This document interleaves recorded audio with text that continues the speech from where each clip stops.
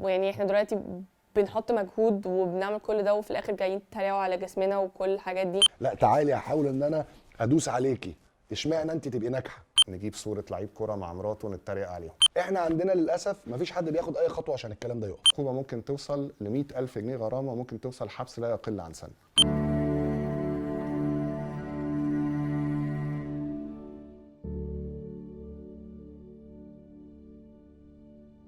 للاسف شفنا في الفتره الاخيره حملات تنمر ضد ناس كتيره جدا، ضد السليبرتيز، الناس النجوم، ضد منتخب البنات.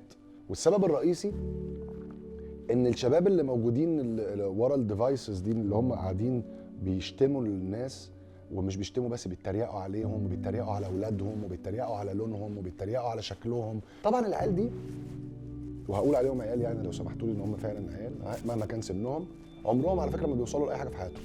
هم دول العيال اللي بيفضلوا طول عمرهم في الليميتد هنا، ما بيعدوش لا بيوصلوا لاي نجاحات في شغلهم ولا في حياتهم ولا في حياتهم الاجتماعيه، ولا فاشلين في كل حاجه.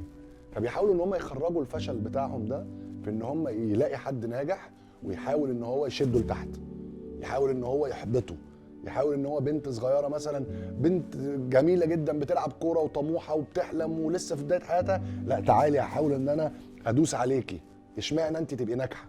خليكي فاشله زيي. صدقوني هتلاقوا 95% من العيال دي هو ده الشكل بتاعهم، وهم موجودين في القالب ده. النهارده حلقه مختلفه، جبنا واحده من البنات الجمال جدا اللي عندهم حلم كبير جدا ان هم ينجحوا في الكوره، ومش هاممهم ابدا كل الحاجات اللي بيتعرضوا ليها، واتكلمنا معاها وشفنا قد ايه هم اتاثروا منتخب البنات على حمله التنمر اللي حصلوا لها بعد ماتش لبنان الاخير. ايه اللي انت شايفاه اللي احنا نقدر نعمله هنا في مصر عشان نشجع البنات ان هي تلعب كوره بشكل اكبر؟ لما انا ابتديت العب كوره كان عندي تقريبا 5 سنين وما كانش في اي نوادي بيلعبوا كوره نسائيه. كنت بضطر العب في فرقه برشلونه، اصلا انا عندي 5 سنين وكنت البنت الوحيده اصلا. كنت بتلعبي مع الولاد؟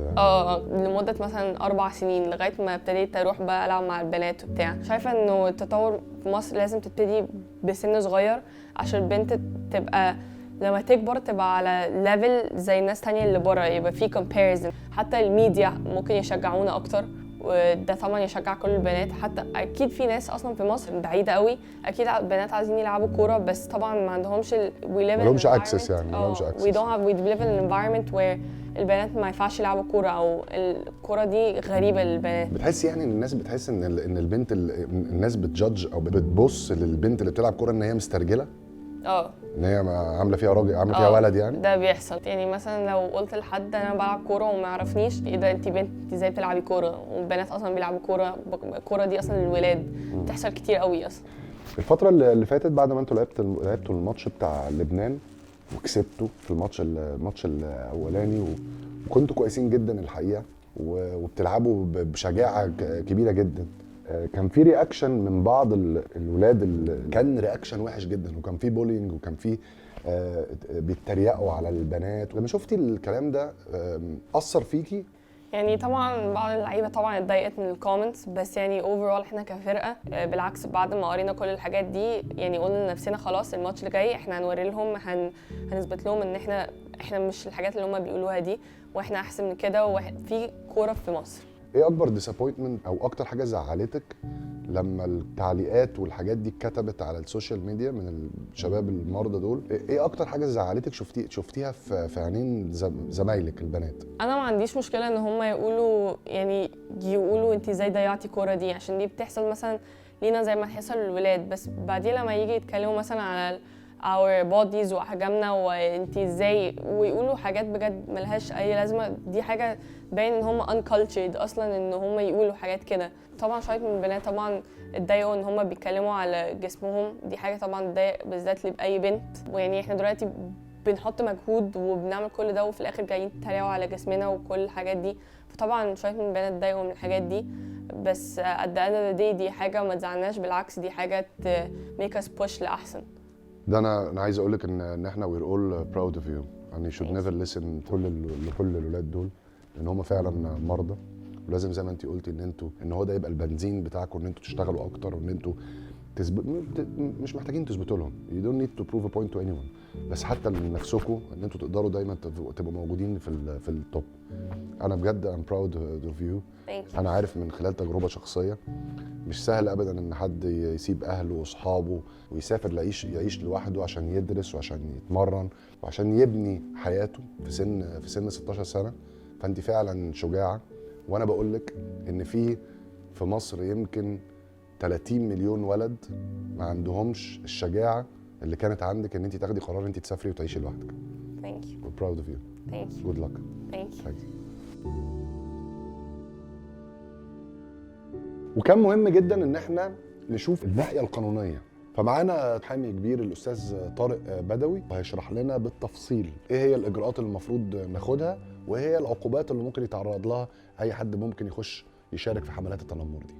اول خطوه لازم طبعا الشخص ياخدها اللي بيتعرض للتنمر ان هو يصور، ياخد سكرين شوت لو على الموبايل، او يصور الماده اللي هي بتحتوي على الشتيمه مثلا، وبيدي الصوره دي طبعا لمباحث الانترنت، وهم بيتخذوا الاجراءات بقى. بيبقى عندهم خبراء فنيين في البحث في الانترنت وكده، بيقدروا عن طريق الاي بي ادرس يوصلوا للشخص المتنمر ده. حتى لو مسح البوست او التويت ولا طالما ان خلاص هي موجوده مع المبلغ، خلاص ده اثبات كافي ان التعدي حصل.